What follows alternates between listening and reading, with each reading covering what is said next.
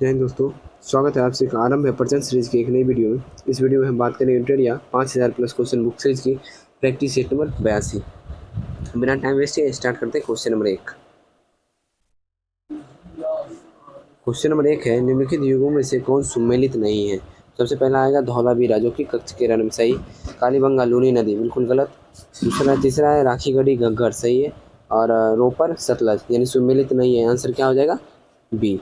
Question number 2, किस उपनिषद में सभी आश्रम व्यवस्था का वर्णन मिलता है। किस उपनिषद में सभी आश्रम व्यवस्था का वर्णन मिलता है, वो है जवालोपनिषद।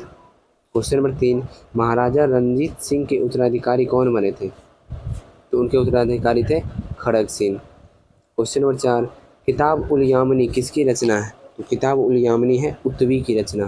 क्वेश्चन नंबर 5, हेक्टर मुनरो संबंधित था किससे। तो हेक्टर मुनरो संबंधित था बक्सर युद्ध से। क्वेश्चन नंबर 6, नाट्य शास्त्र किसकी रचना है। तो नाट्य शास्त्र रचना है भरत मुनि की। क्वेश्चन नंबर 7, भारत सरकार ने भारतीय खेल प्राधिकरण की स्थापना वर्ष डैश में की थी। तो ये की थी 1984 में। क्वेश्चन नंबर 8, किस वर्ष से भारतीय नोटों पर महात्मा गांधी का चित्र अंकित किया गया। बहुत इंपॉर्टेंट क्वेश्चन ये है 1996 से।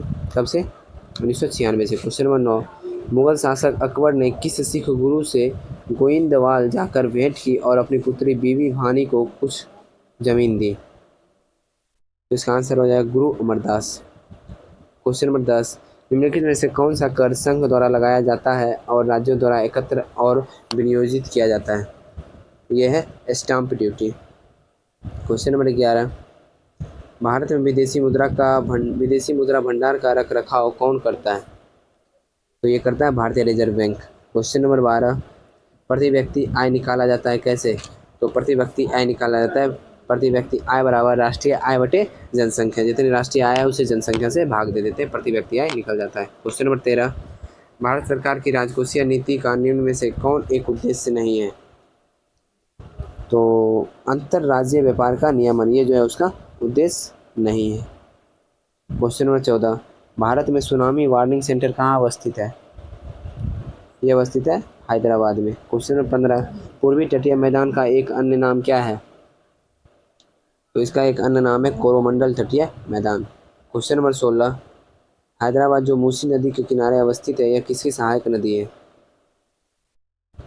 तो यह सहायक नदी है कृष्णा की। क्वेश्चन नंबर 17, मॉन्ट्रियल प्रोटोकॉल का संबंध इनमें से किससे है।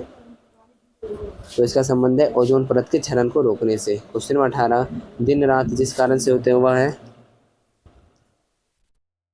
तो वह है भू परिभ्रमण। क्या है भू परिभ्रमण या भू घूर्णन भी आप बोल सकते हैं, लेकिन परिक्रमण नहीं बोल सकते, ध्यान रखिएगा। भू परिभ्रमण सही है और घूर्णन पृथ्वी का घूर्णन भी बोल सकते हैं। क्वेश्चन 19, मेघालय के पठार को 3 भागों में बांटा गया, गारो खासी और जयंतिया पहाड़ियाँ। यह विभाजन का आधार क्या है। तो इसका आधार है जनजातियाँ। क्वेश्चन नंबर 20,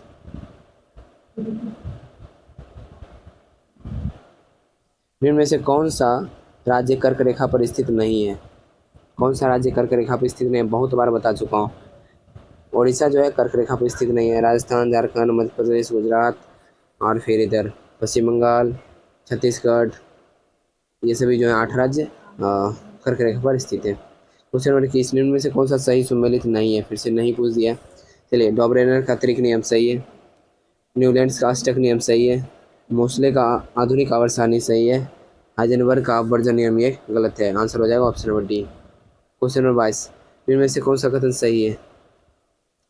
तो देख लेते हैं कौन सा कथन सही है। फ्यूज को सदैव परिपथ में समांतर क्रम में जोड़ा जाता है, बिल्कुल गलत है। हाँ, विद्युत फ्यूज सामान्यतः तांबा और टीन, बिल्कुल गलत है। फ्यूज तांबा और टीन नहीं, गलत है, यानी उपयुक्त में से कोई नहीं। क्वेश्चन नंबर 23 है, निम्न में से कौन हिंद महासागर की गर्म एवं अस्थायी जलधारा है। हिंद महासागर की गर्म एवं अस्थायी जलधारा है, तो ये है मोजाम्बिक की जलधारा। क्वेश्चन नंबर 24, ग्लोबल वार्मिंग हेतु निम्न में से कौन एक महत्वपूर्ण जिम्मेवार कारक है। कौन सा है, धान का फसल, क्योंकि इससे मीथेन गैस निकलती है। क्वेश्चन नंबर 25, बिहार में कौन सी नदी गंगा के दक्षिण दिशा में नहीं मिलती है। गंगा से दक्षिण दिशा से नहीं मिलते, गंगा में दक्षिण दिशा से नहीं मिलती, कौन सी नदी है वो। तो वो नदी है महानंदा। क्वेश्चन नंबर 26, मैदान एवं पर्वत तल के बीच उठे समतल भूभाग को किस नाम से जाना जाता है। इसे जाना जाता है पर्वत पदीय पठार। क्वेश्चन नंबर 27, यदि लोकसभा में बजट पारित नहीं होता है तो क्या होगा? सरकार को इस्तीफा देना पड़ेगा, सरकार गिर जाएगी। क्वेश्चन नंबर 28, नई अखिल भारतीय सेवाओं का सृजन करने के लिए राज्यसभा में उपस्थित तथा मतदान देने वाले सदस्यों की संख्या कम से कम कितनी होनी चाहिए? 2/3 होनी चाहिए। क्वेश्चन 29, संसद के संयुक्त अधिवेशन के संबंध में कौन सा कथन गलत है? गलत कौन सा है ये पढ़ना, ठीक है। संयुक्त अधिवेशन राष्ट्रपति बुलाता है, बिल्कुल सही। संयुक्त अधिवेशन की कार्यवाही लोकसभा के प्रक्रिया नियम के अनुसार संचालित होती है, ये भी सही है। धन विधेयक एवं संविधान संशोधन विधेयक पारित करने के लिए संयुक्त अधिवेशन बुलाया जाता है, बिल्कुल गलत। इसका आंसर ऑप्शन नंबर सी हो जाएगा, ठीक है। संयुक्त अधिवेशन की अध्यक्षता लोकसभा अध्यक्ष की अनुपस्थिति में लोकसभा उपाध्यक्ष भी करते हैं, बिल्कुल सही है। चलिए नेक्स्ट क्वेश्चन देखते हैं। नियंत्रक एवं महालेखा परीक्षक केंद्र सरकार के लेखाओं का प्रतिवेदन राष्ट्रपति को देता है, इसे वह संसद के दोनों सदनों के पटल पर रखते हैं। इसके उपरांत संसद की किस समिति इसकी जांच करती है? इसका आंसर हो जाएगा लोक लेखा समिति। क्वेश्चन नंबर 31, भारत की संचित निधि पर भारतीय व्यय निम्नलिखित में से कौन नहीं है? उच्च न्यायालय के न्यायाधीशों के वेतन एवं भत्ता, ठीक है।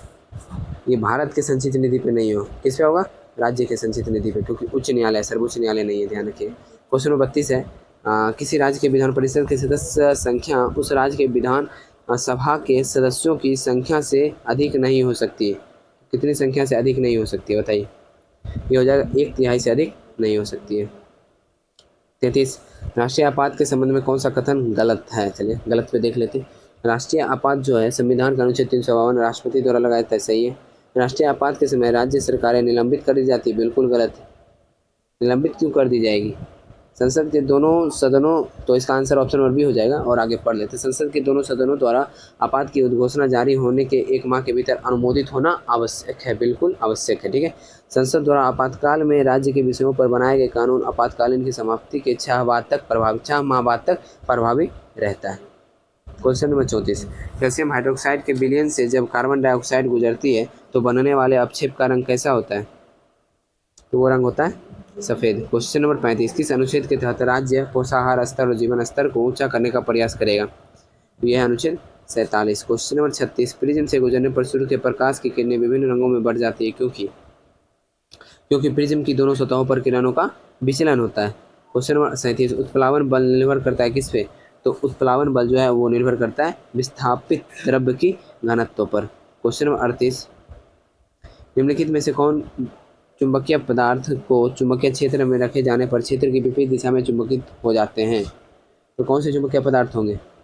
ये हो जाएंगे प्रति चुंबकीय पदार्थ। क्वेश्चन नंबर 39, चोट लगने पर रक्तस्राव को रोकने के लिए रक्त जमने में कौन सा तत्व सहायक है?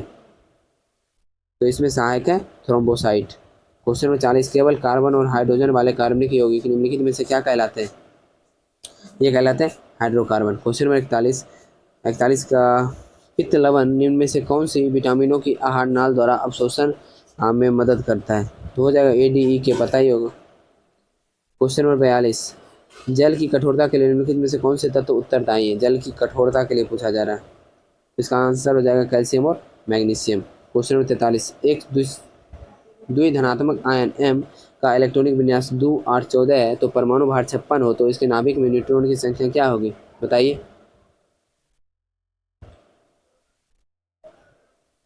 तो इसका आंसर हो जाएगा 32।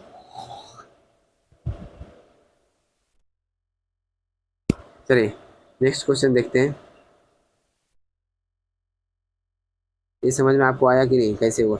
2 8 और 14, 2 8 10, 14 10 24 हो गया और 56 में से 24 माइनस कर दीजिए, 2 3 यानी 32 आंसर हो जाएगा, ठीक है। न्यूट्रॉन की संख्या निकालने के लिए यही करना पड़ता है। बिलियन का सबसे प्रमुख गुण क्या है? तो बिलियन का सबसे प्रमुख गुण है समांग होना। क्वेश्चन नंबर 45, निम्नलिखित में से कौन त्रिबंधक तत्व है? तो त्रिबंधक तत्व आपको पता होगा, इनमें से नाइट्रोजन है। क्वेश्चन नंबर 46, आवर्त सारणी के किस उपवर्ग को हाइड्रोजन वर्ग कहा जाता है? तो आवर्त सारणी के जो उपवर्ग हैं शायद 7 का A, कौन 7A, वो हाइड्रोजन वर्ग कहे जाते हैं। क्वेश्चन नंबर 47, रासायनिक रूप में इंसुलिन क्या है? तो रासायनिक रूप में इंसुलिन पेप्टाइड है। क्वेश्चन नंबर 48, निम्नलिखित में से कौन सा ऊर्जा के गैर पारंपरिक स्रोत हैं? ऊर्जा का गैर परंपरागत स्रोत कौन सा है, ये पूछ रहा है। तो निम्नलिखित में से ज्वारीय ऊर्जा तो गैर परंपरागत है, परमाणु ऊर्जा भी, बायोगैस भी, भूतापीय ऊर्जा भी, 1 2 3 4 सब। क्वेश्चन 49 निम्नलिखित में से कौन सा एक भारत का कृत्रिम बंदरगाह नहीं है? तो ये जो कोच्चि है ये कृत्रिम बंदरगाह नहीं है। Question number 50 last question set का, लिम्बू जनजाति किस राज्य में निवास करती है? तो ये निवास करती है सिक्किम में। कुछ इंपॉर्टेंट पॉइंट है उसे भी हम लोग देख लेते हैं। देखिए इंपॉर्टेंट पॉइंट बात करने से पहले आप लोग से एक बात कर लेता हूँ कि आप लोग को इसका PDF चाहिए तो आप मेरे टेलीग्राम ग्रुप में जुड़ जाएगा जिसका नाम है सुपर कॉप आरजे। उसका लिंक आपको इसी वीडियो के डिस्क्रिप्शन में मिल जाएगा, तो आप आसानी से वहाँ जुड़ सकते हैं। वहाँ पे प्रत्येक अनेक तरह के PDF दिए जाते हैं जो बहुत इंपॉर्टेंट है एग्जाम के व्यू से।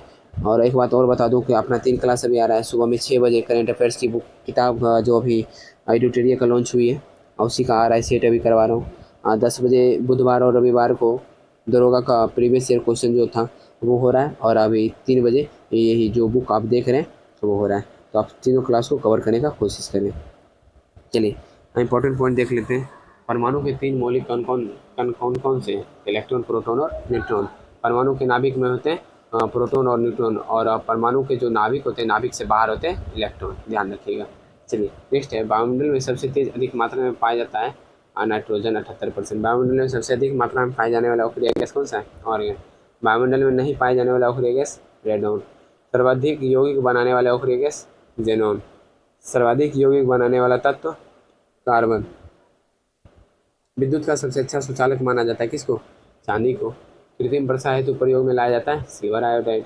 लोहे का शुद्धतम रूप पिटवा लोहा। प्राकृतिक रबड़ बहुलक है किसका? आइसोप्रीन का। लेड संचायक की बैटरी में सल्फ्यूरिक अम्ल रहता है। कोल गैस में H2 और CH4 रहता है। Producer gas CO+N2। जल गैस CO+H2। और सबसे उत्तम कोटि का कोयला किसे? एंथ्रासाइट को माना जाता है। LPG का प्रमुख घटक क्या है? ब्यूटेन। दूध से दही बनाना उदाहरण है किण्वन का। धातुओं के ऑक्साइड की प्रकृति होती है क्षारीय। हास्य गैस के रूप में नाइट्रस ऑक्साइड का प्रयोग करते हैं। तो आज का सेट यही समाप्त हो गया। आशा करता हूँ सेट अच्छा लगा होगा। सेट अच्छा लगा तो वीडियो को लाइक कर दीजिए। चैनल पर नए आए हैं चैनल को सब्सक्राइब कर लीजिए। कोई भी PDF चाहिए तो टेलीग्राम चैनल से जुड़िए, वहाँ पे आपको सारा PDF प्रोवाइड करवा दिया जाएगा। ठीक है, चलिए मिलते हैं अगली वीडियो में। जय हिंद।